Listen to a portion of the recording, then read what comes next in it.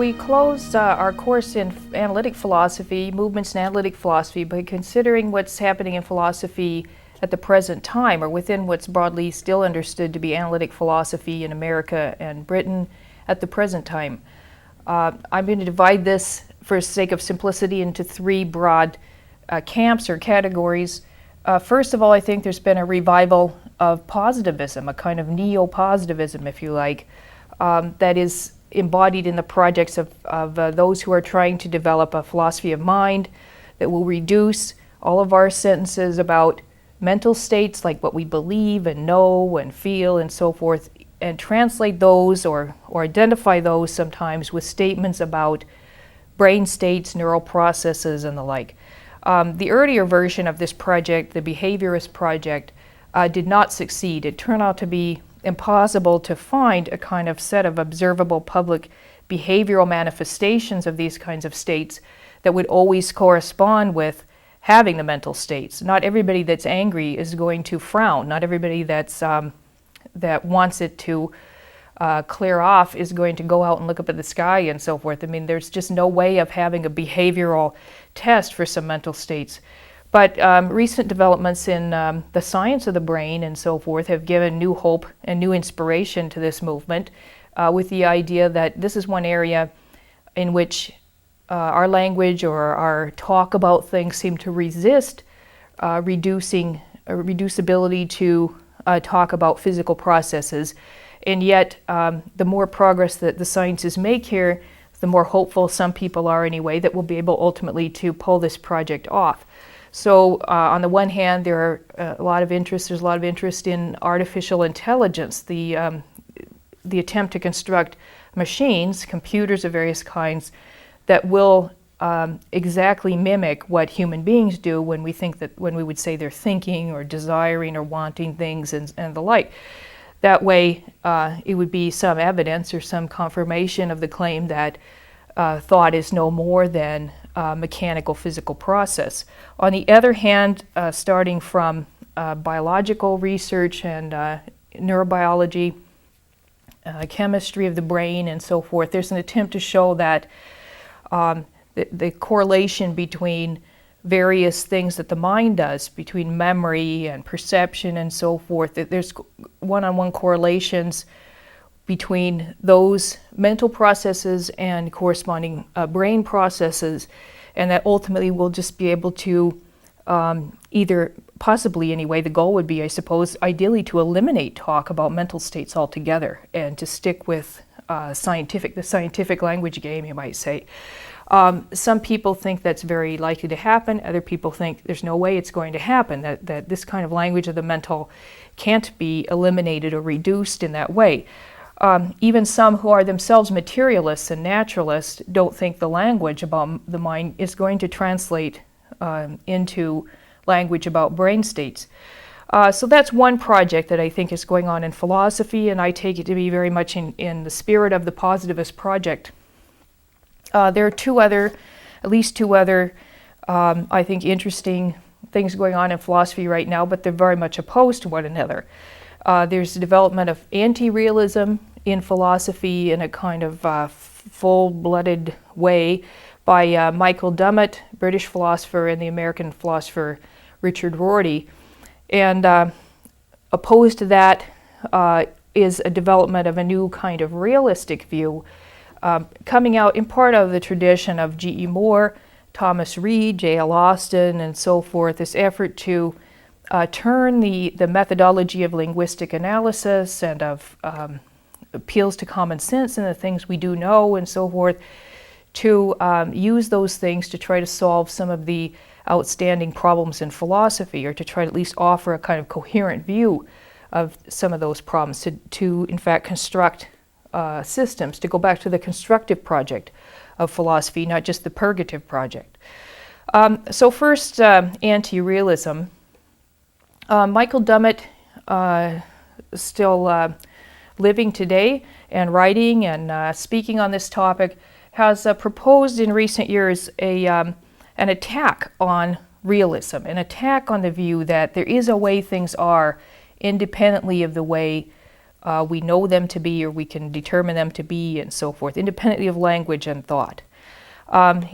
His argument is that if we understand the meaning of a sentence, to understand its meaning is to understand what would make it true, right? To understand its truth conditions, as he puts it. This goes back to the distinction made by Russell, originally really by Frege, that we can distinguish between the sense and the reference of a sentence, that sentences are true or false in virtue of the thought that they express. And DUMMIT takes the thought expressed here by a sentence not to be a mental entity, right, the way that someone like Brentano, for instance, would think about it, or probably not Russell. But it's not that the thought expressed in this sentence is something that's just before an idea before our mind or something like that. Rather, it's truth conditions. What's being expressed here is what would make the thing true, right? What would count as verifying it and so forth. So the sense of a sentence is really a method or procedure for determining its truth value. All right, now that sounds a little bit like verificationism, of course, but DUMMIT attacks verificationism because he thinks that some sentences are meaningful, yet we have no way at present of determining whether they are true or false. They're meaningful, but we can't verify them, and we can't falsify them either. We don't know how to determine their truth value. The sentence that Spock is a Vulcan is meaningful, but there's no way empirically to verify or falsify that. The sentence, to take a more substantive example or less controversial, every even number is the sum of two prime numbers, is meaningful. It's a meaningful claim, but we don't know how to prove it, and we don't know how to prove it false. Right, so DUMMIT's argument here is that philosophy is going to make progress only if it lets go of sort of vague pictures, metaphors, and so forth, and gets clear about the truth conditions of its various claims, which on his view is going to be getting clear about their meaning. So this can look, in a way, just like Austin's project, right? Clarity. We're going to get clear about what we mean, but what DUMMIT thinks, when he thinks of meaning, is the truth conditions, right? The things that would, how we would find out, right? What circumstances or findings would we be in that would make the thing true or false, help us to know about it. So DUMMIT has this definition of realism and anti-realism that goes sort of like this. It's restricted in a way to domains of discourse. All right, realism about universal concepts, realism about mental states, and so forth. And he argues that realism about a certain realm of discourse, D, is this. The sentences in D are going to have truth conditions, and some of these, according to the realist, might not be verifiable. They might transcend verification. They can't be verified by us at present, and maybe they can't be verified by us at all. Maybe they could only be verified by an omniscient being or something like that. But nevertheless, there's something that makes them true or false. There's something in the world, the real world, that makes the thing true or false, whether we can get at that or not. Anti-realism is the opposite view, right? If it's about a certain domain of discourse, say mental states, it's that sentences about that domain, they have truth conditions, but those cannot transcend verification. They have to be verifiable by us.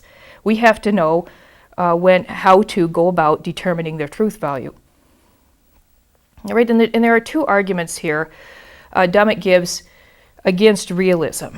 He thinks, first of all, and for him, realism is committed to what he calls verification transcendent truth conditions. Truth conditions where we can't verify them ourselves. The things that make them true are really going to be outside of our ability to verify.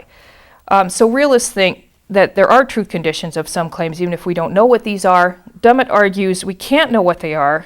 In fact, we can't have any conception of what they are, these kind of truth conditions, because all of our concepts come from our direct experience. As his student and interpreter Crispin Wright puts it, how are we supposed to be able to form any understanding of what it is for a particular statement to be true if the kind of state of affairs which it would take to make it true is conceived ex hypothesi as something beyond our experience, something which we cannot confirm and which is insulated from any distinctive impact on our consciousness.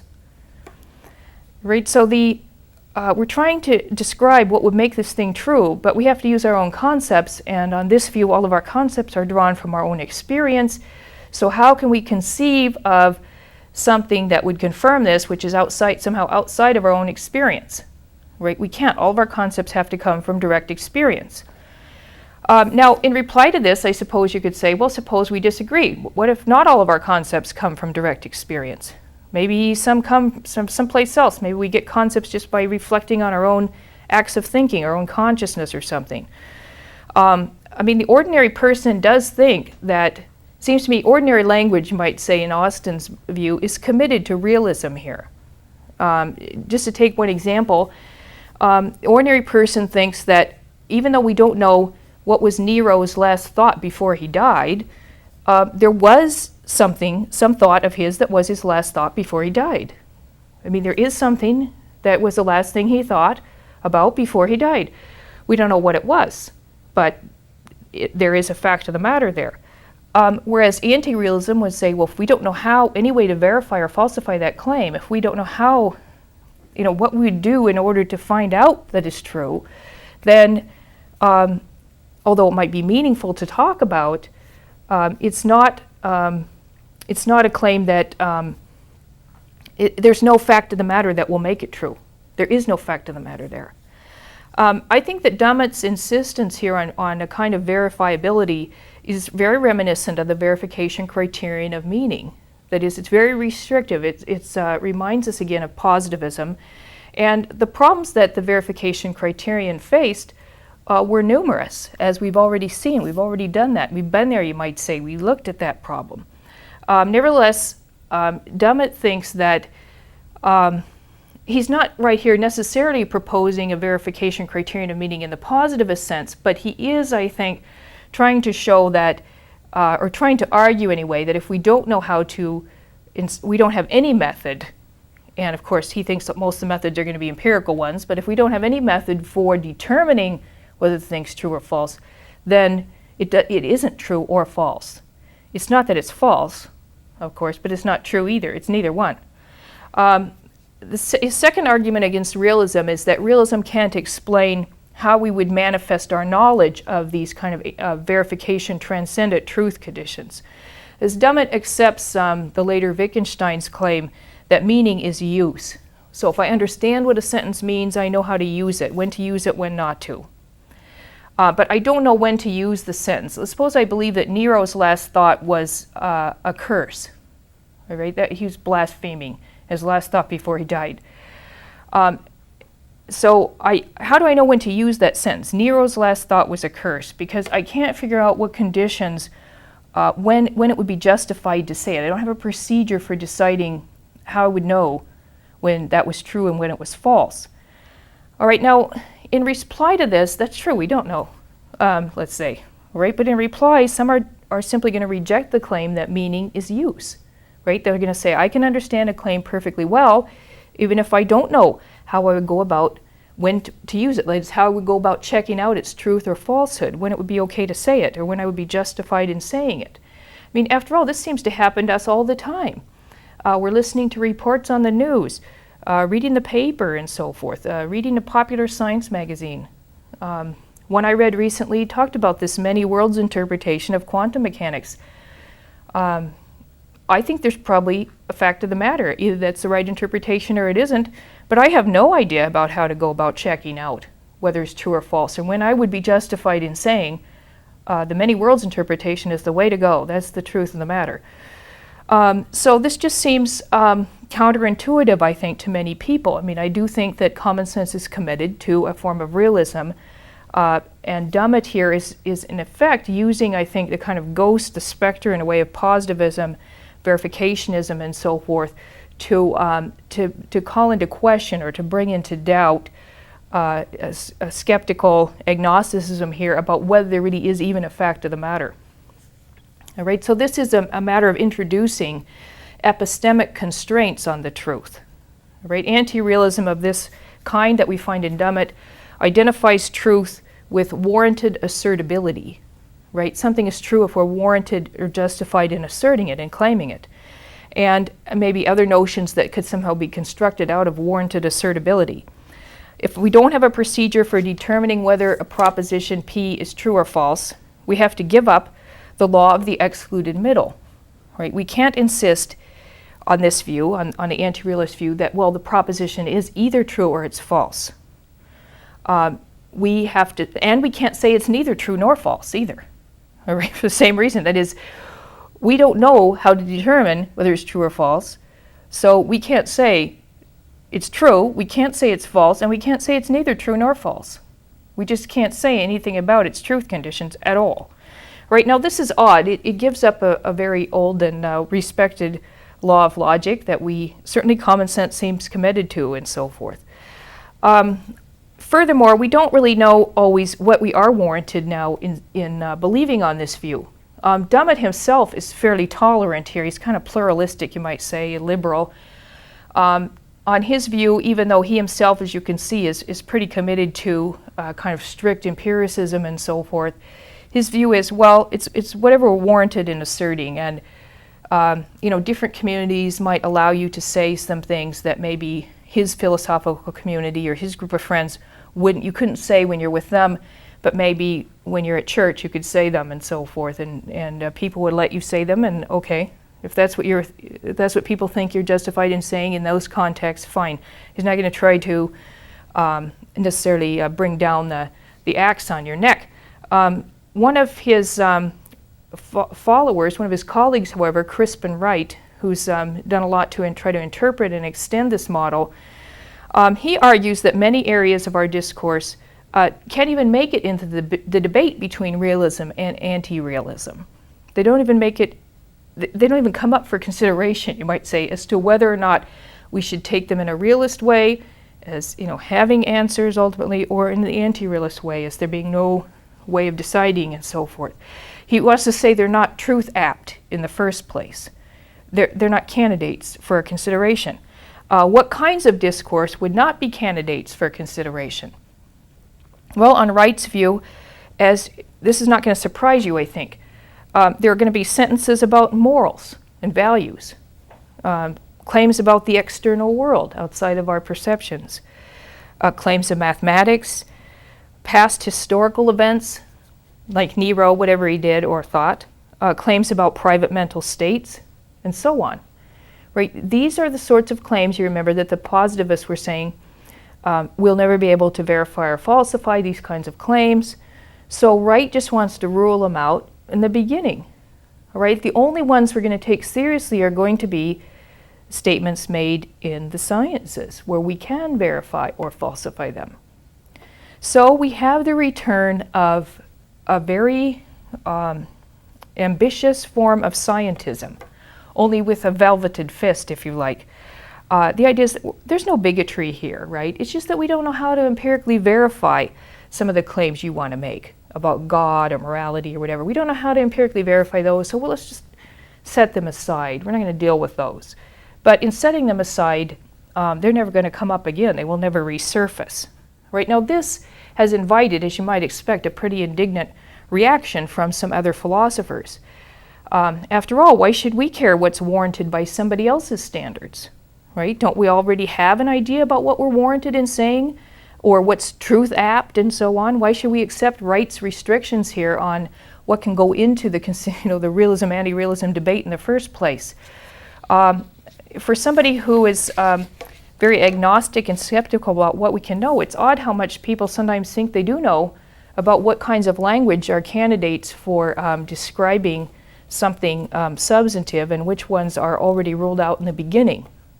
So there is, I think, within at least DUMMIT's or Wright's version of DUMMIT, that kind of anti-realism, a very strong commitment to science. Again, science is the only way in which we're going to know anything about what's real, or in which we can even be, not know anything, but be warranted in saying what's real. A second version of anti-realism has been developed by Richard Rorty. And Rorty is a little bit less sanguine about the privileged status of science as an empirical discourse and so forth. One reason is that he thinks, along with Quine, he's been heavily influenced by Quine's claim that we can't really distinguish between sort of analytical truths and synthetic ones. We can't distinguish clearly our concepts, the framework and so forth from content. Or many ways of putting this, the conceptual scheme from the data of experience that it's supposed to be explaining or operating on. So Rorty is taking his lessons here, not just from Wittgenstein, but from Quine and from Wilfrid Sellars. He believes that our concepts develop along with language, that language is in many ways prior to thought, that we can only, this is one of Sellars' arguments, that we only can think, we only have thoughts, concepts because we have learned the language. So that unless we learn to speak the language, we would not, and therefore know how to use words and so forth, we would not really have the related concepts. And there's no way of getting outside of our language and our concepts. That's the argument. So in his description of Rorty, Michael Williams tells us that present in Rorty's book Philosophy and the Mirror of Nature, but much more strongly emphasized in subsequent writings of Rorty, is the claim that the most fundamental error of our philosophical tradition is the notion that truth is correspondence with reality or accuracy of representation. The quest for truth as correspondence reflects an urge to be guided by something greater than ourselves, the world, these are capitals, the world, the true, or the good, right? So this is what Rorty is rejecting, right? There's nothing like the world, capital W, reality, capital R, that we are trying to be guided by in our thinking about things. Right? It's not just that we might get it wrong. That's the realists. The realists think, not that we have everything right, but that there's a way to get it right and there's a way to get it wrong. On this view, there's no way to be wrong. All right? Of course, there's no way to be right either. There's just the way we are. There's a way to be, but you can't be right or wrong.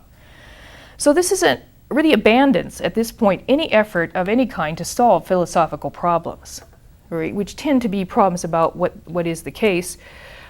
Philosophers just paint a certain picture, one way of looking at things. They describe how we see the things or whatever. They're sort of like poets on Rorty's view. Philosophy is poetry. And pictures or poems aren't really true or false, right? You can find them useful or worthwhile for certain purposes or interesting or whatever, and if you don't, you just move on. Right? You don't read those poems. But philosophy can be have a sort of role, right? So again, this is a kind of a therapeutic model of what philosophy is about, going with the later Wittgenstein, maybe even going beyond the later Wittgenstein. Now, it's not that Rorty thinks he's not a relativist because he doesn't think that just any old system of beliefs is as good as any other, all right? His criterion is going to be a pragmatic one. He says, our settled beliefs, our involuntary observations, and theoretical and practical interests provide all the constraint we need and can possibly have, right, with respect to our system of beliefs. That is, we are going to try to accommodate some data or other, right? What he here says are settled beliefs, right, whatever those are going to be, our involuntary observations, the things we can't help thinking, right? Or if I open my eyes, I can't help seeing them and so forth. I have to accommodate that. And theoretical and practical interests, right? What our projects are and so forth, that would determine what we wind up with, and that's good enough. So he thinks philosophy should in the end serve to cancel itself out, right? Instead of searching for true beliefs, we should just do something else. Rorty writes about irony, that philosophers can promote a kind of irony or in the culture. Is an interesting proposal. Now, of course, not everybody is happy with this kind of dismal outcome for philosophy in which it just cancels itself out. Now, some might be delighted, but they're usually people that didn't have much use for philosophy in the first place. But as Searle says, it's hard to believe that this waving of the hands is going to eliminate the genuine questions we have about things like free will, the mind, external world, life after death, the existence of God, and so forth. In a recent discussion of Rorty's anti-realist claims, Alvin Plantinga cites the following passage, and this is out of Rorty's book of 1989 called Contingency, Irony, and Solidarity.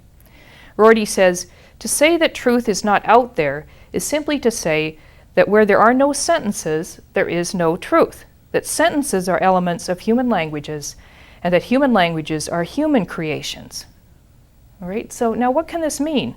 Plantinga says, we make it the case, It's true. We make it the case that the sequence of marks, there once were dinosaurs, that sequence of marks, is a sentence and thus capable of being true or false. It doesn't follow that we make it true that there once were dinosaurs. Right? We make it that this will express a sentence because, of course, our words are, those kind of symbols are conventional. But surely we don't make it true that there once were dinosaurs. That's going to be true independent of us. That conclusion seems eminently sensible to me, and I hope it does to you as well.